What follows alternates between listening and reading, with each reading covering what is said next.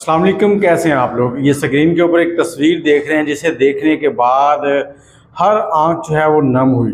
कल एक खबर सोशल मीडिया के ऊपर गर्दिश की कि एक 8 से 10 साल बच्ची जिसको किसी दरिंदे ने हैवानियत का निशाना बनाया और उसे कत्ल कर दिया।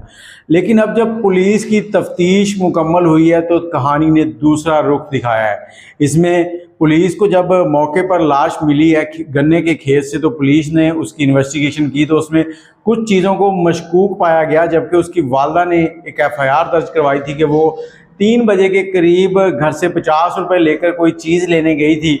लेकिन पुलिस ने जब वो सारा वाक़या देखा, उन्होंने कुछ मामला गड़बड़ देखे तो उन्होंने इसकी वालदा से तफ्तीश की।